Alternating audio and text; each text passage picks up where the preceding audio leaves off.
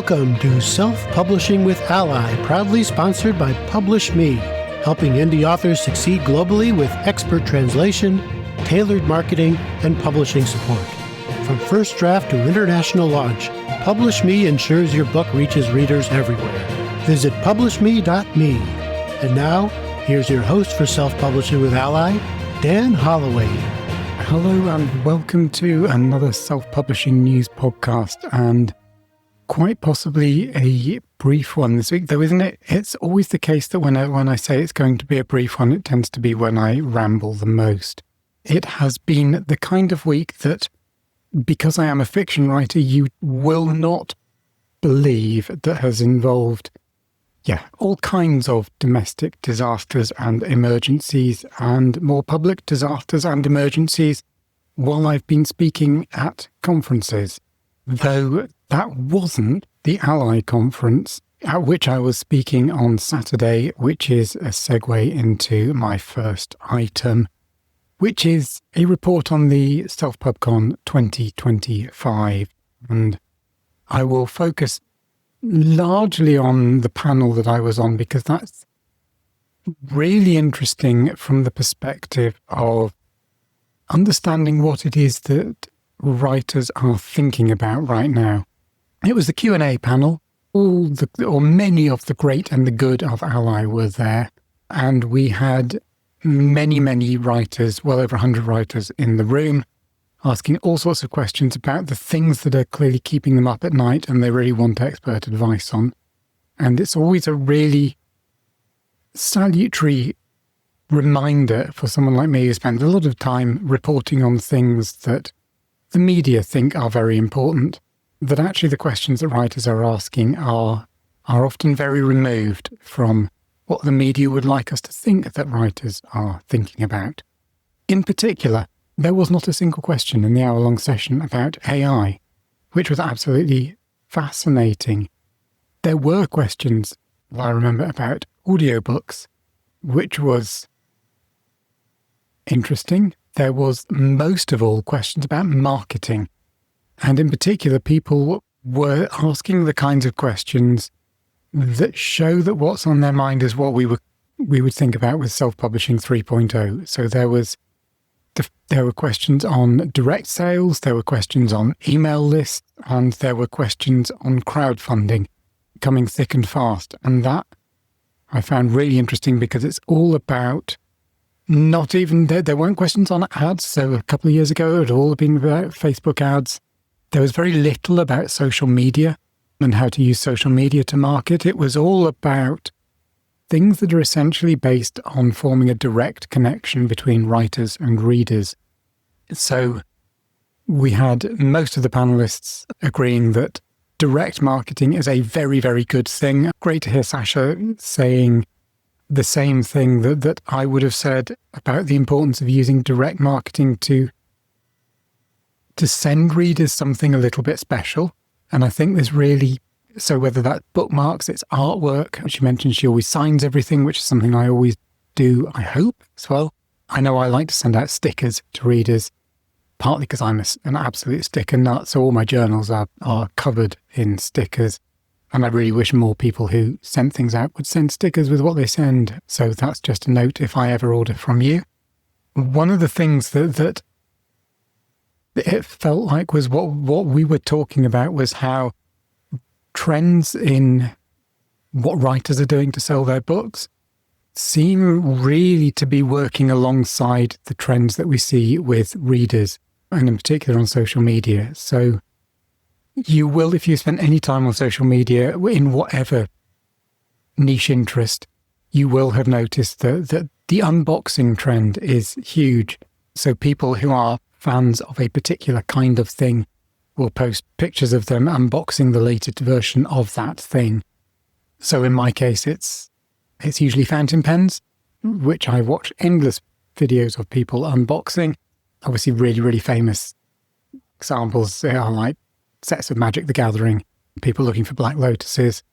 But people love to share on social media pictures and videos of their reaction as they unbox something. And what is very clear from that is that, and this ties in with things I've talked about with the dark academia aesthetic, other sort of reading aesthetics, is that it's not just about the thing you're getting, it's about the whole experience of feeling that you are connecting with a creator, feeling that you are getting something special, something unique, something that means something deep to you above and beyond the actual physical value of the object.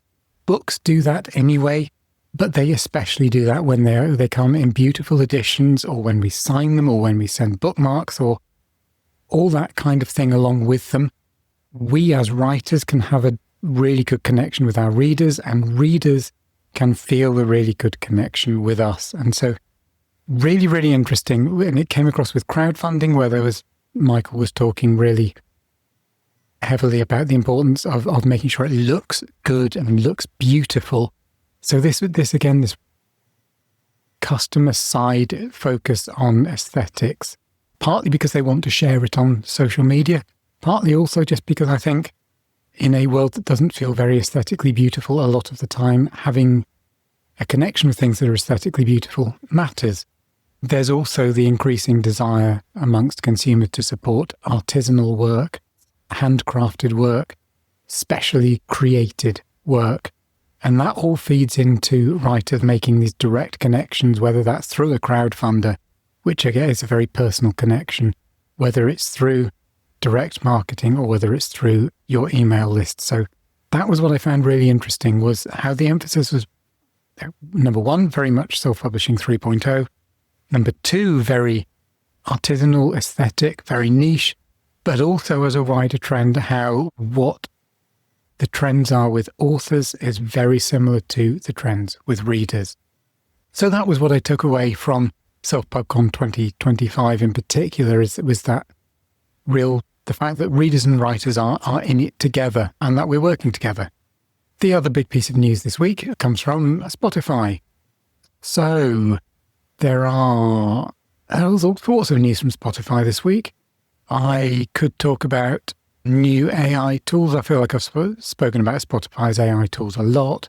Yet again, they've emphasized that they are creator first. Their tools, they've created some AI tools for music artists. No doubt these will spill over to writers. They seem to be sort of focused. Some of them are basic marketing tools, but some of them are focused on helping people to identify when other people have used their work, shall we say, as a way to claw back some compensation. So that's an interesting one. But the real thing I wanted to share was the launch of the first Audiobook Selects, it's a platform for works by indie authors. So a few months ago, I think actually looking back at the column, it was back in March that I announced that Spotify was holding a competition where it was looking for indie authors with a 10 to 20,000 word manuscript on sci-fi, fantasy, or crime, or romance. And the best of those was going to be selected and pushed out through a new platform. That new platform is called Audiobook Select, and it is being launched on November the 4th. And as it launches, the next round of submissions will be opening. So that is, they are looking this time for 10 to 40,000 words that they can turn into an audiobook for the Audiobook Selects. And specifically, they are looking at romance. And what they have said in particular is authors are encouraged to submit novelette-length stories that creatively explore romance tropes like friends to lovers, grumpy/sunshine, and only one bed. And I have no idea what the last two of those are, but they sound like something many of you may already be writing, in which case, please, please, please do. They also say the overall theme is, quote, swoon-worthy tropes. So there we go. Specifically, they're looking for indie authors to work with through Audiobook Selects, and very much hope that I'll be reporting on some ally winners when the time comes for that second cohort to be announced. With that, I will speak to you again at the same time next week. Very, very happy Halloween if I don't speak to you before. You've been listening to Self-Publishing with Ally, proudly sponsored by PublishMe, helping indie authors succeed globally with expert translation, tailored marketing, and publishing support. From first draft to international launch, PublishMe ensures your book reaches readers everywhere. Visit publishme.me. And if you haven't already, we invite you to join our association and become a self-publishing ally. You can do that at allianceindependentauthors.org.